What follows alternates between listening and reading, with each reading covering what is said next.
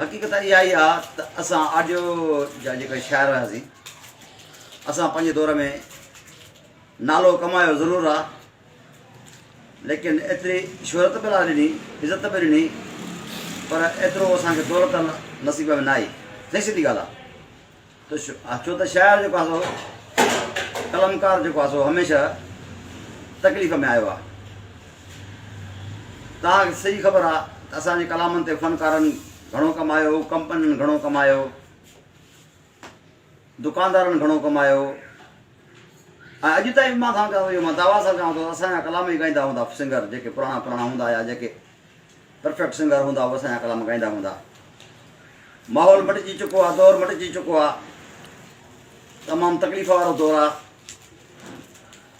सो मां ॿियो हाणे कुझु नथो चवां त पंहिंजे दोस्तनि खे, पंहिंजे सिंगर्स जेके आहिनि असांजा, जेके सरहदी वारा दोस्त आहिनि, त बाबा जीअं फ़क़ीर पंहिंजो साईं कासिर नवाज़ शाह साहिबु आहे, पीर बख़्श सोलंगी, गोहर गदाई साहिबु, उहो वीचारो लाचार आहे, ऐं हे फ़क़ीर तव्हांजे साम्हूं आहे, न रोज़गार आहे, न ॻाल्हि आहे, न मुहाड़ आहे। शुक्र अल्हम्दुलिल्लाह, रोज़ी अलाह खे ॾियणी आहे, उहा हर हाल में ॾींदो। अलाह खे रिज़्क़ रोज़ी ॾियणो आहे, हर हाल में ॾींदो इंसान खे।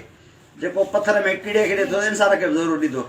लेकिन मूंखे ॾुख थींदो आहे हिन ॻाल्हि जो त असांजा हेॾा इदारा, हे तंज़ीमूं, हे वठु सठु, अलाह साईं सिंगर जेके असांजा वधाया आहिनि, रब उनखे गंजंदो आहे ऐं रोज़ कमाइनि पिया, पर ॿियो न बि रॉयल्टी ॾियनि असांखे खणी था।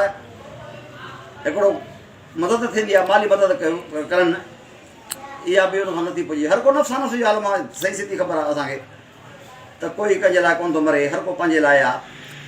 सो दोस्तनि खे मां गुज़ारिश कंदुसि त जेके सरहदी वारा आहियो, अलाह साईं तव्हांजी हथु पुॼे कई आहे, अलाह साईं तव्हांखे एप्रोच ॾिनी आहे, सो इदारनि सां ॻाल्हायो ऐं पाण बि तव्हां न कयो, दोस्तनि खे बि चयो पीर बख़्श सोलंगी जो इलाजु कराइनि, साईं कासिर नवाज़ जो इलाजु कराइनि, गोहर गदाई साहिब सार सार लहनि, हिन फ़क़ीर जी सार संभाल लहनि।